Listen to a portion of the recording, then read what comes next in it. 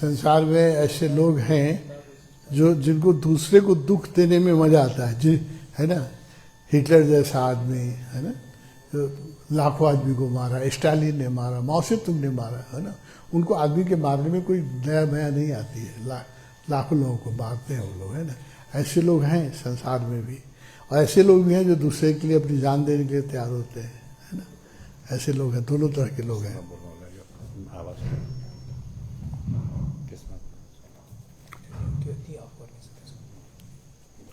तो ऐसे लोग जो दुष्ट हैं, दूसरों को दुख देने में आनंद लेते हैं, ऐसी ही चेतनाएं भी हैं। वैसे लोग जो मरते हैं तो उनका कैरेक्टर चेंज नहीं हो जाता है। इस जन्म में भी दूसरों को, जब शरीर में थे तभी दूसरों को दिख देते थे, और जब शरीर छोड़ देंगे तो उनकी वृत्तियां तो बदलती नहीं, उनको दूसरों को दुख देने में ही मजा आता है। उसी को हम लोग प्रेत करते हैं, गलत। और उनको एक काला जादू है जो कई लोग इसकी साधना करते हैं, उसकी भी साधना है। जो लोग ऐसे प्रेतों को अपने बस में करके दूसरे पर उसका दुख देने का प्रभाव करते है, काला जादू है, अपने आप में है, और अच्छी बात नहीं है। ऐसे जो करते हैं वो लोग बहुत दुख पाते हैं। उन लोगों का जो काला जादू करने वाले हैं उनका अंत बहुत दुखद होता है। तो दूसरे को जो दुख देगा उसको तो सुख नहीं कभी मिलेगा, तो उसका डेथ भी बहुत पेनफुल होता है। और डेथ के बाद वो लोग फिर प्रेत बनते हैं, उनको कोई दूसरा यूज करता है। हाँ, तो चीज़ अच्छी नहीं है, लेकिन है। तो संसार में तो सब चीज़ें हैं, अच्छे लोग भी हैं, बुरे लोग भी हैं। तो चेतनाएं भी ऐसी हैं, बड़ी अच्छी चेतनाएं जो मदद करती है, हेल्प करती है, कल्याणकारी चेतनाएं, आत्माएं। मरने के बाद भी वो लोग दूसरे को हेल्प करने के लिए हमेशा तैयार रहते हैं। ऐसी चेतनाएं हैं। कुछ ऐसी बुरी चेतनाएं भी हैं जिनको दूसरों को दुख देने में मजा आता है।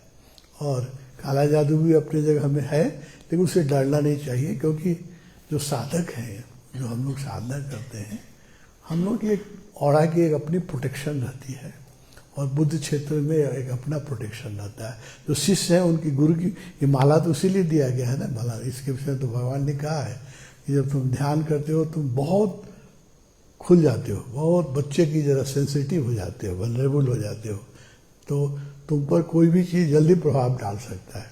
इसलिए माला इसलिए दी गई है। इसलिए गुरु लोग दीक्षा देने के बाद कुछ देते हैं, या मंत्र देते हैं, या माला देते हैं। बुद्ध जो है सो वो देते थे, भिक्षा पात्र देते थे। कुछ न कुछ गुरु देता ही है, कुछ न कुछ देगा, है ना। वो तुम्हारी रक्षा करता है इसी ब्लैक मैजिक वगैरह से। इसलिए ब्लैक मैजिक होता है, उसकी अपनी जगत है, उससे डरना नहीं चाहिए। लेकिन उसके नाम पर बहुत भ्रम है, बहुत अननेसेसरी चर्चा भी है, और अननेसेसरी लोग डरते भी हैं। लेकिन ऐसा नहीं कि वो नहीं है, ऐसा ही वो है। वो तो दुष्ट लोग सब जगह हैं, पृथ्वी पर भी हैं और मृत्यु लोक में भी हैं, और सज्जन लोग भी सब जगह हैं। पृथ्वी पर भी हैं और अशरीरी लोग में भी हैं। स्वामी जी, जैसे प्रेत नेगेटिव रूप से प्रभाव डालते हैं, जो पॉजिटिव आत्माएं होती हैं वो किस तरह से हेल्प करती हैं लोगों की? अरे वो तो बहुत हेल्प करती है। जैसे पॉजिटिव आत्माओं में सबसे तो जो अपने गुरु होते हैं, है ना। अगर गुरु इनलाइटेंड है, बहुत लोग तो किसी को भी गुरु बना लेते हैं जिसको थोड़ा बोलने आता है, या जिसकी दाढ़ी लंबी हो, देखने में पर्सनालिटी अच्छी हो, है ना। तो जल्दी लोग क्लेम भी कर देते हैं हम गुरु हैं, है ना। और जब तुम क्लेम करोगे, कोई भी बेवकूफ से बेवकूफ आदमी भी क्लेम करे कि हम गुरु हैं, तो उसको चेला मिल ही जाते हैं, क्योंकि उससे भी ज्यादा बेवकूफ लोग संसार में हैं। जो क्लेम करता है, कोई भी तुम क्लेम करो, तुमको कहीं ना कहीं कुछ चेला मिल ही जाएगा धीरे।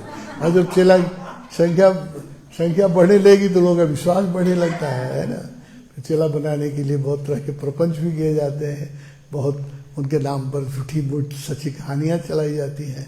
तो अधिकांश लोग जो क्लेम करते हैं कि हम गुरु हैं, वो गुरु नहीं होते हैं ना।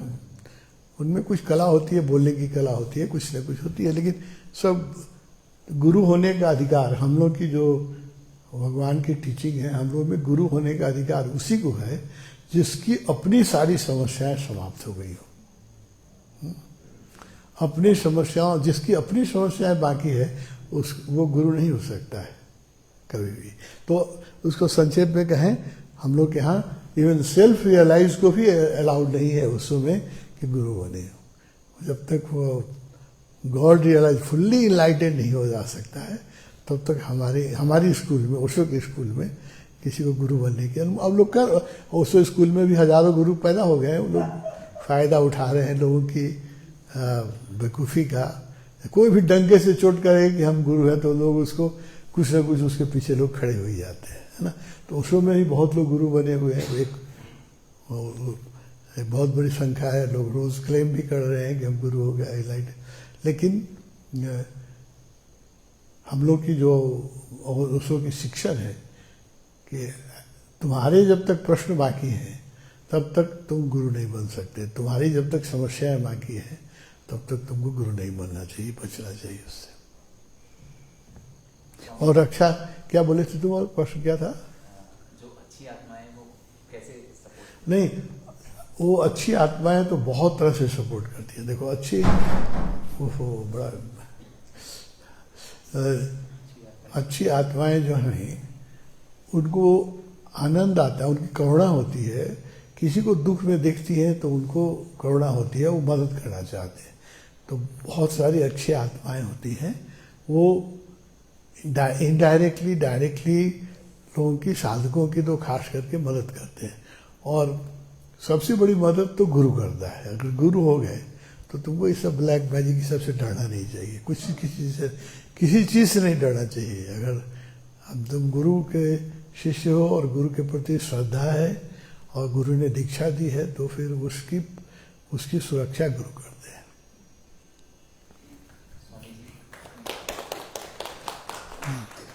एक आम आदमी असली और नकली गुरु में कैसे फर्क समझेगा? ऐसा है कि जो नकली आदमी होगा नकली गुरु खोज लेगा। उसको लाख रोको नहीं, रुकेगा ही नहीं। उसको अपने जैसा गुरु चाहिए। वो खुद नकली है तो नकली गुरु कहीं नहीं, वो लाख समझाओ वो मानेगा ही नहीं। हम लोग ने बहुत कोशिश करके देखी। और जो सच्चा साधक है उसको गुरु खोज लेते हैं, उसको गुरु खोजना नहीं पड़ता है। जो ईमानदार साधक है, जिसके अंदर सच्ची प्यास है, उसको गुरु खोजते हैं। शिष्य कैसे गुरु को खोजेगा? हम लोग के पास तो आंख नहीं है ना। तो गुरु जो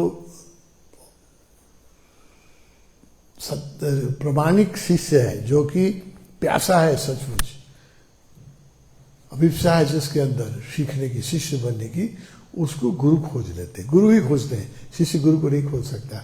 लगता है कि हमने दीक्षा नहीं, जब तक गुरु तुम्हारे अंदर प्रेरणा नहीं देंगे कोई दीक्षा ले ही नहीं सकता है, नहीं लेगा ही नहीं। गुरु शिष्य को खोजते हैं, सच्चा गुरु शिष्य को खोजता है। और झूठे गुरु जो है, झूठे शिष्य जो हैं, वो झूठे गुरु को खोज लेते हैं, वो सच्चे गुरु के पास आएंगे ही नहीं। उनको ऐसा ही झूठा आदमी चाहिए जो उनको भी कुछ दिन के बाद कहे कि तुम भी इनलाइटेड हो गए, बस गुरु हो गए तुम भी। ऐसे ही लोग चाहिए, एक स्कूल चाहिए तो तुम उनको गुरु कहो, तुमको भी वो 2 साल के बाद गुरु घोषित कर दे, तुम भी चला बनाओ। इसकी एक श्रृंखला चल रही है, ओशो में भी चल रही है, सब जगह चलती है। तो झूठे लोगों को तुम कितना भी समझाना अपना सर खराब करना है, वो कोई समझता नहीं है ना। लाख समझाओ कोई समझता नहीं है। वो झूठे लोग जो सच्ची प्यास नहीं है, जिनके अंदर अपने गुरु बनने की बहुत उत्कंठा है, वो गलत गुरु को, झूठे गुरु को खोज ही लेंगे। तुम कुछ भी करो वो छोड़ेंगे नहीं, है ना। और जो सच्चा साधक है, जिसके अंदर सचमुच प्यास है, वो एक उपयुक्त समय में उसको गुरु खोजते हैं, गुरु ही खोजते हैं। स्वामी जी, जो हर बच्चा जो पैदा होता है, क्या उसका एक गुरु पहले से निर्धारित होता है, या कुछ लोग ऐसे भी होते हैं जिनको उस जन्म में गुरु नहीं मिल सकते? नहीं, ऐसा कोई निर्धारित नहीं होता है। ऐसे हो सकते हैं जैसे ओशो के जो गुरु, ओशो के शिष्य जो मर रहे हैं तो उनके लिए गुरु ओशो व्यवस्था करते हैं। उसका नियम ये है कि कोई भी जब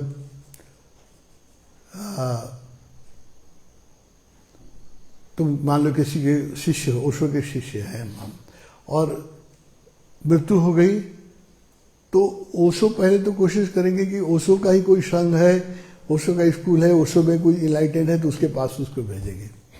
कभी कभी ऐसा होता है कि जैसे ओशो का संघ कई लोग हैं, जैसे गुरजीएफ है ना, गुरजीएफ गुजर के बहुत शिष्य थे। तो गुरजीएफ ने अपने सारे शिष्यों को, गुरजीएफ स्कूल में अभी कोई इनलाइटेड है नहीं, तो गुरजीएफ ने अपने सारे शिष्यों को ओशो के पास भेजा। गुरु ही वो अदृश्य रूप से आकर्षण देता है और वो ही प्रेरणा देता है। तो गुरजीएफ के लगभग सारे शिष्य जो अभी शरीर में हैं ओशो के सन्यासी हो गए। ऐसे रामकृष्ण के भी बहुत सारे हो गए, है ना। हम तो कई लोगों को जानते हैं क्योंकि रामकृष्ण स्कूल में मेरा पिछले जन्म से भी संबंध था, तो मैं बहुत लोगों को जानता हूँ जो रामकृष्ण के शिष्य थे, अभी ओशो के शिष्य हैं। और एक तुमको एग्जाम्पल कहूँ, एक कह दूँ, कही थे माँ योग लक्ष्मी जो हम लोग की भगवान की रजनी फाउंडेशन की अध्यक्ष थी और भगवान की पहली, मतलब पुणे में उनकी सेक्रेटरी थी और आश्रम की प्रमुख थी, वो रामकृष्ण की शिष्य थी पिछले जन्म में। रामकृष्ण जिसके मंदिर में पुजारी थे वो रानी थी, रानी रासमती, बहुत ऊंची तबके की महिला थी। तो उसने रामकृष्ण को अपने मंदिर का पुजारी बनाया और रामकृष्ण को बहुत रामकृष्ण की सेवा की और रामकृष्ण को बहुत आदर दिया। इस कारण इस जन्म में वो माँ योग लक्ष्मी बन के जन्मी और भगवान के साथ उसको जीने का मौका मिला। भगवान के एकदम निकट रही और इस जन्म में, पिछले जन्म में वो मुक्त नहीं हो सकी रानी राष्ट्रपति के रूप में, इस जन्म में वो इनलाइटेंड हुई भगवान के शिष्य बन के। तो ऐसे और भी, उन सब नाम मैं नहीं कहूँगा क्योंकि कंट्रोवर्सी हो जाती है, फिर लोग कहते हैं प्रमाण क्या है, दिखाइए वो दिखाइए, है ना। इसलिए मैं ये कहता हूँ क्योंकि इसको भगवान ने भी कह दिया था, इसलिए कह रहा हूँ। ऐसे बहुत सारे रामकृष्ण के शिष्य भगवान के सन्यासी हुए और कुछ इनलाइटेंड भी हुए उसमें, है ना। गुरजीएफ के सारे शिष्य हुए। तीन स्कूल के तो मुझे पता है और जो स्कूल के भी लोग आए होंगे मुझे सब ठीक पता नहीं है, गुरुओं ने ही भेजा। रामकृष्ण स्कूल के जो लोग भी जन्म लिए हुए थे और इनलाइटेंड नहीं थे उनको रामकृष्ण ने ही प्रेरणा, विवेकानंद ने ही प्रेरणा देके राम भगवान के पास भेजा। वो लोग उसमें से कुछ इस जन्म में इनलाइटेंड हुए, सबका नाम मैं नहीं बताऊंगा। और गुरजीएफ के भी सारे शिष्य भगवान के पास आ गए और बुद्ध के भी जो शिष्य शरीर जो क्वालिफाइड फॉर इनलाइटमेंट अच्छे लोग थे वो लोग भगवान के शिष्य बने। तो गुरु लोग भी जब देखते हैं कि कोई मेरे स्कूल में इनलाइटेंड नहीं है तो उस समय जो इनलाइटेंड रहता है उसके पास भेज देते हैं। ये उन लोगों का एक अपना बहुत अच्छा अंडरस्टैंडिंग है उन लोगों में कि जिसके पास जल्दी से तुम्हारा काम हो जाए, जैसे कोई भक्त टाइप का आदमी है तो उसको चाहेंगे कोई भक्त गुरु के पास उसको भेजा जाए, है ना। उसको अगर गोरखनाथ के गुरु के पास भेजा जाएगा तो नहीं होगा क्योंकि गोरखनाथ का जो मार्ग है वो बड़ा साधना का मार्ग है ना। पतंजलि का जो मार्ग है साधना, उसको चैतन्य महाप्रभु का मार्ग चाहिए, है ना, तो उसमें भेज देंगे।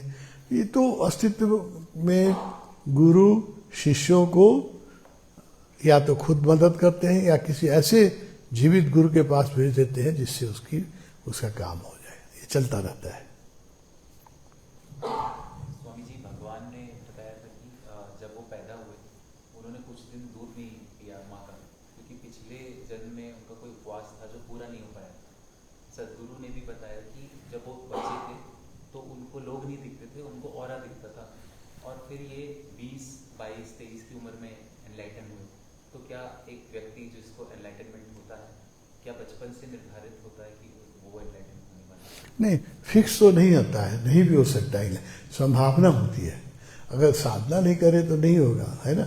बहुत लोग जो पिछले जन्म में बहुत अच्छे साधक होते हैं, इस जन्म में जिनका भूतत्व होने की बड़ी संभावना होती है, उनको भी गुरु न मिले या गुरु भी मिल गया तो अगर अहंकार ने पकड़ लिया, गलत संगति हो गई तो वो भी चुप जाते हैं। तो ऐसा कुछ नहीं है कि निश्चित नहीं कि इनलाइटेड हो ही जाएगा, ऐसा कोई गारंटी नहीं दे सकता है, कोई जो नहीं बता सकता है।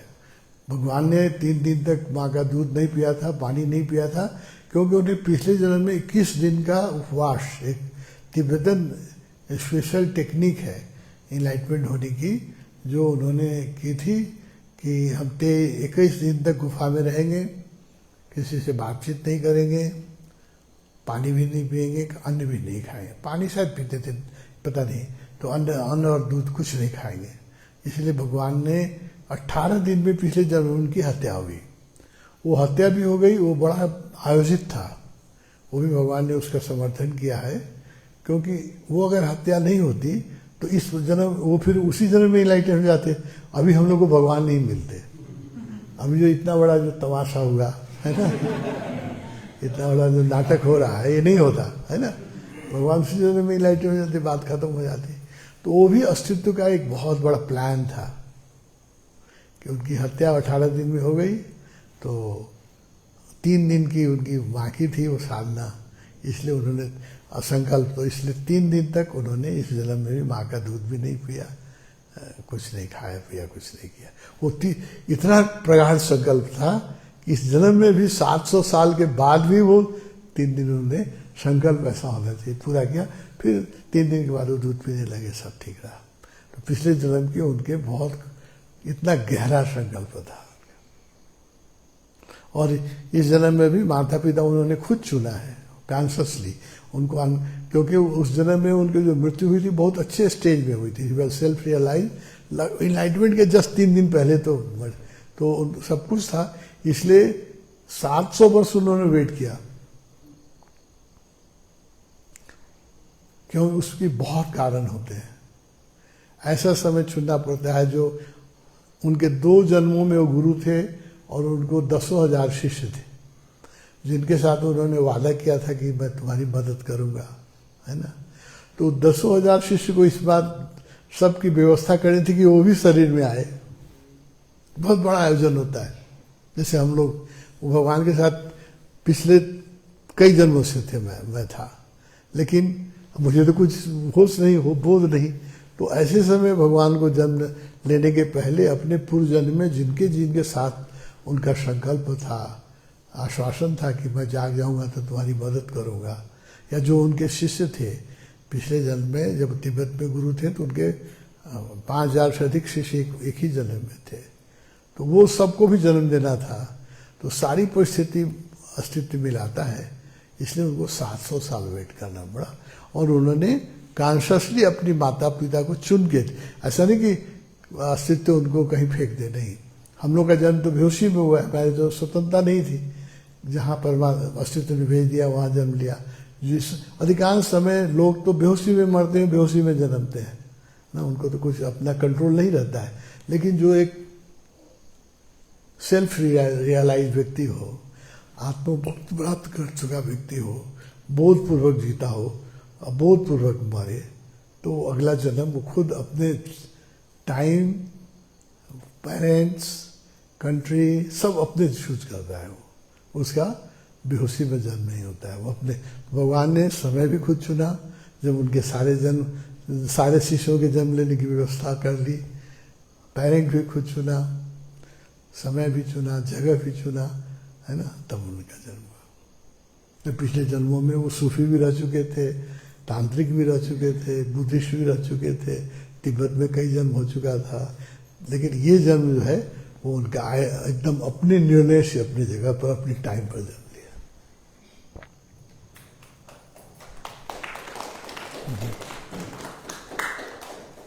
स्वामी जी, एक गुरु के पास माइक लो, तुम्हारी आवाज भी सुने, लो।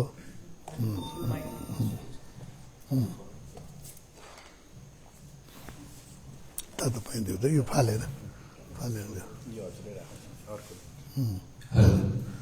स्वामी जी, एक गुरु के पास सिर्फ शरीर वाले व्यक्ति ही मदद लेने आते हैं या अशरीरी लोग भी मदद लेने आते हैं? नहीं, शरीर से ज्यादा तो अशरीरी आते हैं, दिखते नहीं हैं, है ना। अशरीरी चेतनाएं जो रहती हैं, उसका मैंने मेरे किताब में पढ़ोगे तुम, दोनों किताब में, इन वंडर विथ ओशो में भी है, और ये जो किताब है मिस्टिक एंड मिरेकल, इसमें है। सामान्य चेतनाएं तो ओशो के पास आश्रम में प्रवेश ही नहीं कर पाती थी पूना में, जो फिफ्थ बॉडी के लोग थे वही चेतनाएं प्रवेश कर पाती थी। तो एक पीके जी थे जिनसे मेरी मुलाकात हुई, उसके बारे में मैंने लिखा है, तुम पढ़ना वो किताब, मिस्टिक एंड मिरेकल। तो पीके जी वो बनारस में हिंदू यूनिवर्सिटी में प्रोफेसर थे और उनकी एक प्रेमिका थी, वो भी प्रोफेसर थी। दोनों की गाड़ी एक्सीडेंट में डेथ हो गया, कार एक्सीडेंट में कहीं जा रहे थे। वो दोनों अच्छे साधक थे, बहुत अच्छे साधक, लेकिन तो वो लोग उनकी चेतना ध्यान करने के लिए दोनों जन्म में ही साधना कर रहे थे, गुरुओं के शिष्य थे। तो इस जन्म में साधना करने के लिए दोनों ने चुना उत्तरी ध्रुव में रहते थे, क्योंकि वहाँ शांति है। उत्तरी ध्रुव में या अलास्का में या बैकाल लेक जो है तिब्बत रूस में, ऐसी जगहों पर जहाँ प्रकृति बहुत सुंदर हो और शांति हो, अच्छी आत्माएं वहाँ चली जाती हैं। तो वो उत्तरी ध्रुव में दोनों साधना करते थे। तो उनके एक शिष्य यहाँ आए हुए थे काठमांडू में, उनको उन्होंने एक मंत्र दिया हुआ था। वो मंत्र ऐसा था, तुम पढ़ो उसको, पढ़ना मिस्टिक एंड मिरेकल पढ़ना, बहुत गजब का है। मैंने तो देखा है, वो मंत्र मेरे पास है, अभी भी हम उसको बुला सकते हैं। उन्होंने मुझे भी मंत्र दे दिया। तो वो मंत्र को लिख के, कागज में लिख के और खिड़की बाहर में खुले हवा में जला देना था उस कागज को। जलाते ही वो आ जाते थे, उत्तरी ध्रुव से तुरंत आ जाते थे। और उनका जो साधक था उसके शरीर में प्रवेश करके, वो साधक एकदम सीधा साधा गांव का आदमी था, बनारस का।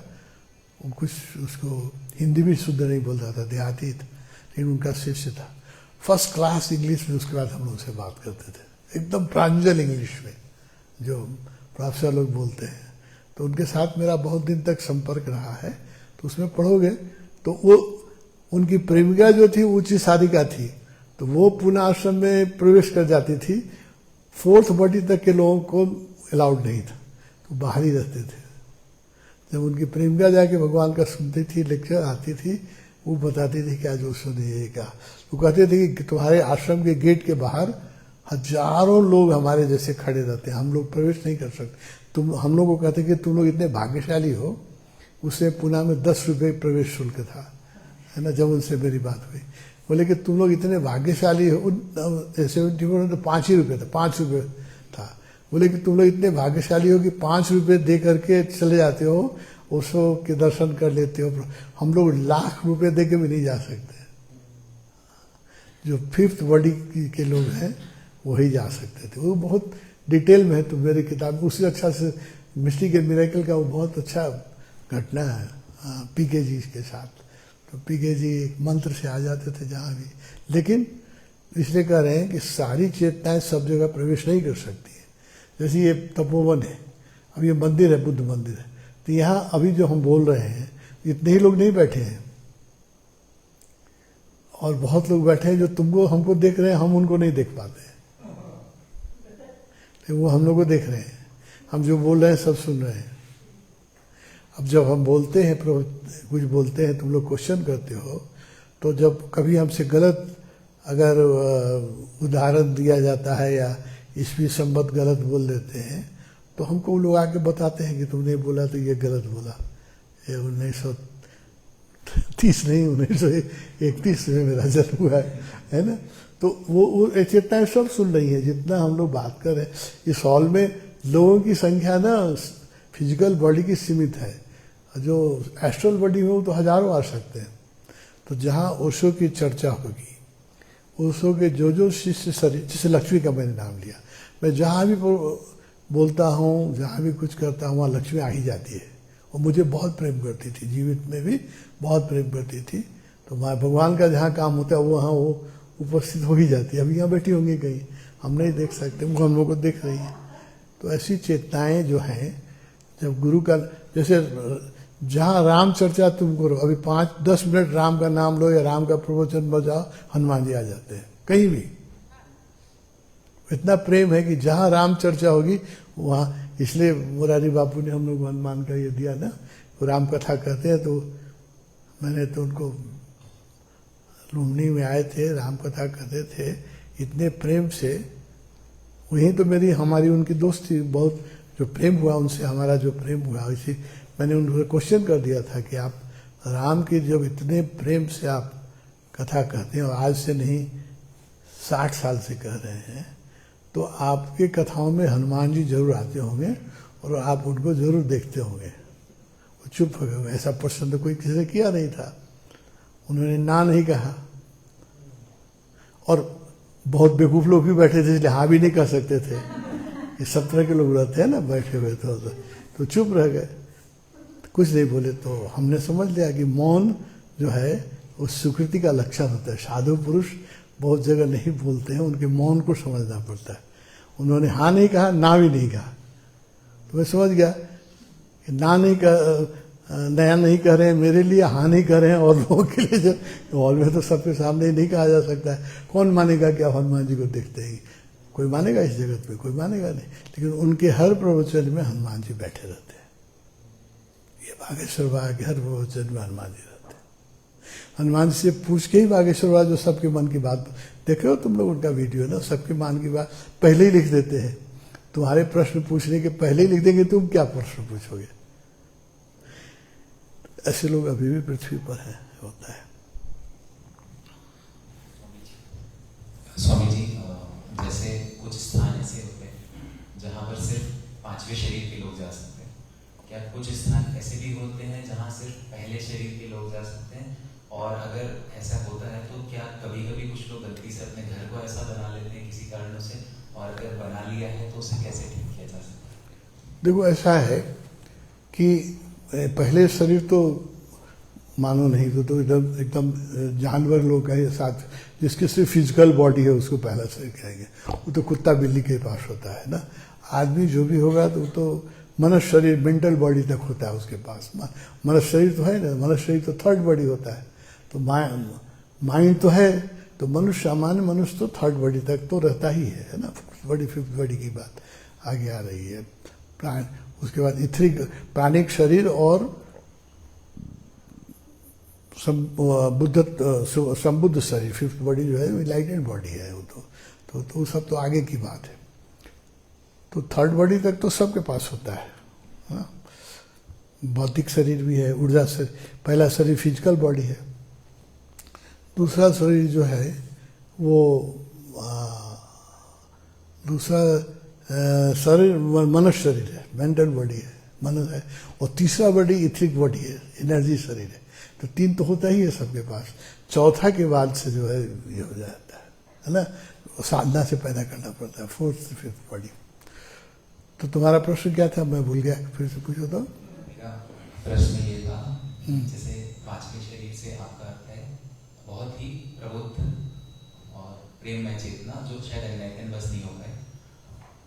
कुछ निकृष्ट भी आत्माएं जो होती हैं, क्या वो भी कुछ जगह ऐसी होती है जहाँ खींची चली जाती है? हाँ, एक तो जो ब्लैक मैजिशियन होते हैं वो अपने मंत्र के बल पर, अपनी साधना के बल पर उनको भेज सकते हैं, बाय फोर्स, है ना। बंदूक से गोली मारोगे तो बहुत दूर तक जाती है ना। तो जो ब्लैक मैजिशियन होते हैं उनकी अपनी साधना होती है। वो लोग भी साधक होते हैं, लेकिन रॉन्ग साधक होते हैं। ब्लैक मैजिशियन जनरली हम लोगों से ज़्यादा साधना करते हैं, रात भर साधना करते हैं, और श्मशान घाट पे जाके साधना करते हैं, मनुष्य की लाश पर बैठ के साधना करते हैं। वो तो हम व्हाइट मैजिक वाले से ज़्यादा साधना करते हैं, लेकिन मिसयूज करते हैं और गलत साधना करते हैं, है ना। तो इसलिए उनकी शक्ति से कभी कभी गलत चेतनाओं को भी वो ठेल के भेज दे सकते हैं।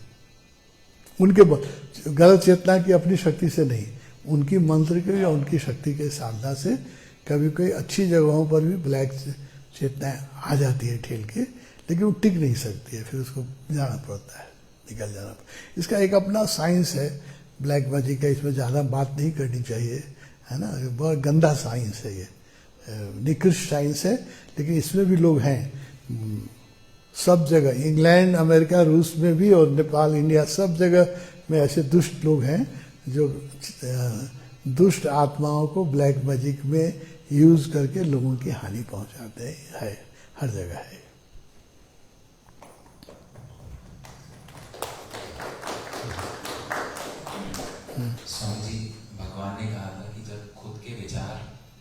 समाप्त हो जाते हैं, दूसरों के विचार दिखने लगते हैं।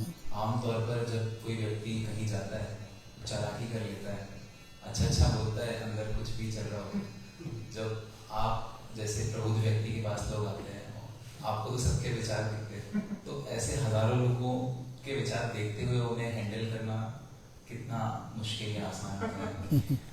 नहीं, ये मेरा काम नहीं है, ये उसका काम है। ये मुश्किल काम मैं नहीं करता हूँ, मुश्किल काम सब वो करते हैं, है ना।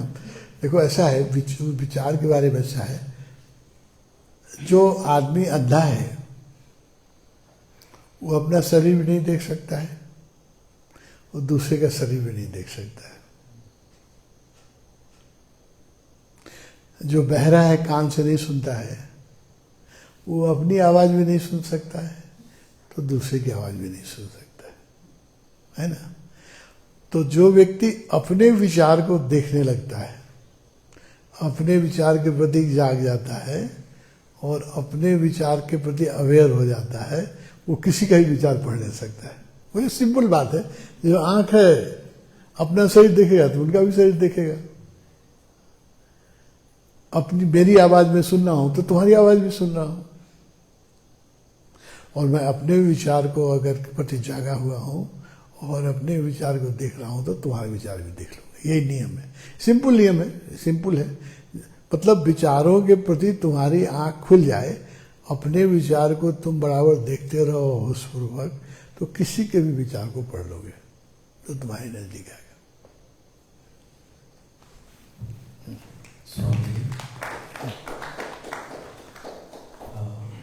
मैंने सदगुरु के बारे में पढ़ा है, जैसे उनके जीवन में उनको नागलोक से भी मार्गदर्शन प्राप्त हुआ, और श्री एम उनको भी नागलोक से कई बार मार्गदर्शन प्राप्त हुआ है, और ऐसे कई बुद्ध पुरुष हैं जिनके बारे में मैंने सुना। श्री एम की नागलोक से मार्गदर्शन नहीं प्राप्त हुआ है, नागलोक से आए हुए नाग देवता को उन्होंने श्री एम ने 2 बार देखा है सिर्फ, उसे मार्गदर्शन नहीं प्राप्त हुआ है। नागलोक के जो राजा थे नागराज, वो भी उनकी गुरु से मार्गदर्शन लेने आए थे, देने नहीं आए थे। समझो इस बात को, है ना। इस जगत में अनेक लोग हैं, है ना। गंधलोक है, गौलोक है, ब्रह्मलोक है, नागलोक है, ये अस्तित्व बहुत राष्ट्र में है। तो नागलोक के देव जो राजा है नागराज, एम के बारे में जो कह रहा हूँ, तो वो उनके जो गुरु थे, उनके 2 गुरु थे। एक गुरु तो ये थे महाअवतार, तो परम गुरु, और इनके महेश्वरानंद अवतार थे, गुरु थे उनके। तो महेश्वरानंद जी इनलाइटेड थे। तो जब वो लोग एक गुफा में बैठे थे, ऋषिकेश से ऊपर एक गुफा है, बड़ा उनका फेवरेट था, क्या बड़ा अच्छा नाम है, लेकिन नाम तो आजकल मुझे भूलने की बीमारी हो गई है, नाम याद ही नहीं रहता है, चंद्र क्या नाम है। तो उस गुफा में वो बैठे थे दोनों। तो रात में वो देखे, पढ़े, हाँ नहीं, वशिष्ठ गुफा से ऊपर है वो, चंद्र क्या गुफा नाम है, वशिष्ठ गुफा से और ऊपर है वो, उसके पास है 82 और वशिष्ठ गुफा के बीच में है। अरुंधाती केव नाम है उसका, अरुंधाती केव। तो अरुंधाती केव उनका फेवरेट था महेश्वरानंद जी का, स्वामी जी का। तो वहाँ तपस्या कर रहे थे, उनके साथ श्री एम भी बैठे थे। ये तो वो सोते ही नहीं थे, महेश्वरानंद जी तो धुनी लगा के बैठे रहते थे रात भर, सोते ही नहीं, न खाते थे न सोते थे, सब सिद्धि थी उनकी। कुछ 5-7 दिन के बाद थोड़ा सा कुछ खा लिया, है ना, रोज खाना नहीं पड़ता था उनको। तो ये तो एम तो नींद आती थी तो सो गए थे, और गुरु जी बैठे हुए थे। तो देखे कि एक प्रकाश फैल गया, एक आवाज आई, तो एम जग के बैठे, श्री एम जगे तो देखे कि एक लाइट का एक व्हीकल आ रहा है। उसका दरवाजा खुला, उसमें से एक बहुत बड़ा सर्प निकला। तो उससे बात हुई, वो आदमी की आवाज में फिर इनसे महेश्वरानंद से गाइडेंस लिया। उसकी कुछ प्रॉब्लम थी, वहाँ ऊपर के लोक में कुछ उपद्रव था, जहाँ के वो राजा थे। ये सब कौन विश्वास करेगा इस बात को, फेरी टेल जैसा लगता है ना। तो इसके तुम ही लोग जो साधक है वही विश्वास करेंगे, तो दूसरा तो कोई विश्वास करेगा नहीं।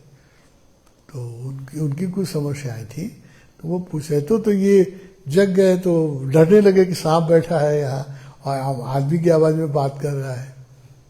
तो महेश्वरानंद जी ने कहा कि प्रणाम करो इनको, ये नागलोक से आए हैं और नागराज है, नागलोक के राजा हैं, इनको प्रणाम कर। तो तब महेश्वरानंद प्रणाम किया।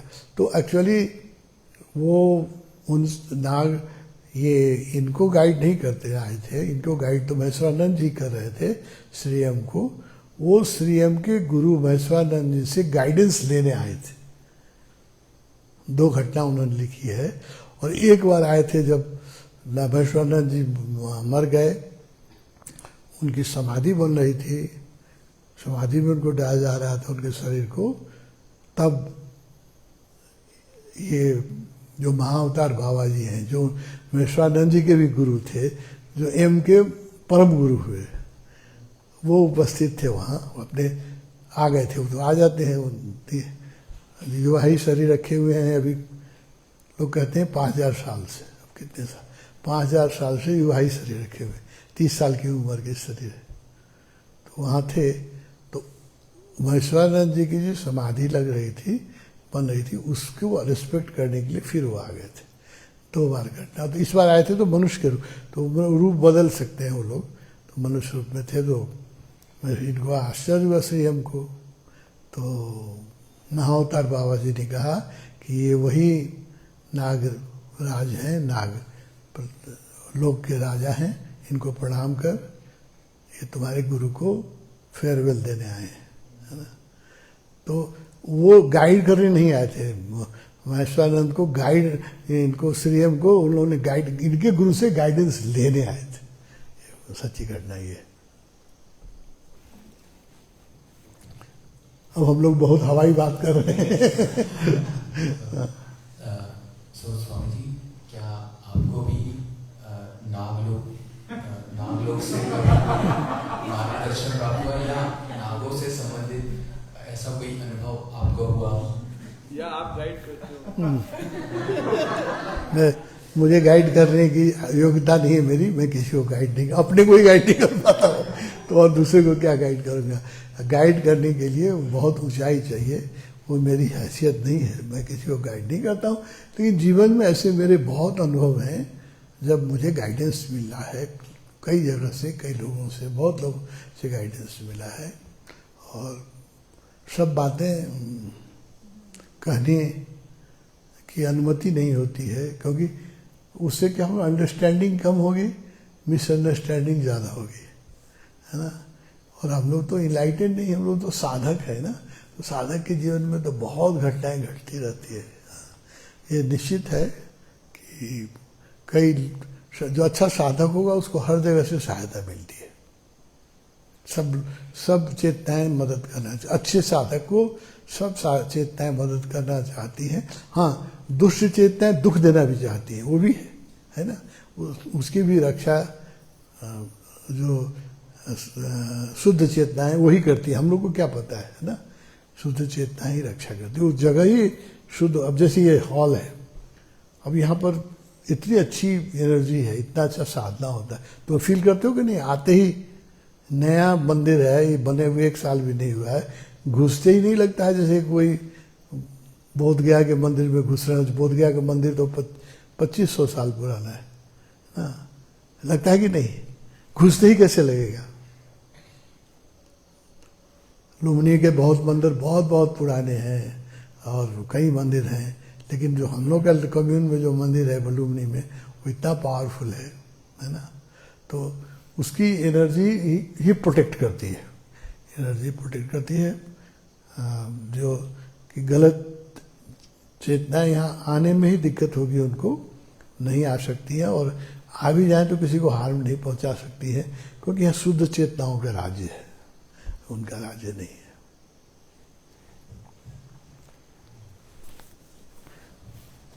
बहुत क्वेश्चन है सर। हाँ, हवाई बातें हुई। ऐसी बातें जिसका कोई प्रूफ नहीं दिया जा सकता है ना, हवाई बातें हुई, जिसको कहते हैं लोग हवाई बातें। ऐसी बहुत बातें हुई है ना। तुम उस किताब को पढ़ो, मिस्टिक एंड मिरेकल, उसमें तुम पढ़ो पूरा, बहुत सारी ऐसी घटनाएं हैं, बहुत बहुत विलक्षण विलक्षण घटनाएं, बहुत जो साधक है उसको बहुत अच्छा लगेगा वो किताब। दूसरे लोग तो कहेंगे कि बकवास है ये, ऐसे कहीं हो सकता है, मानेगा ही नहीं। लेकिन जो अच्छा साधक है उसको बहुत प्रेरणा भी मिलेगी और उसको अंडरस्टैंडिंग भी करेगी। ला बैठक पूरा करो, है ना, बैठक पूरा करें।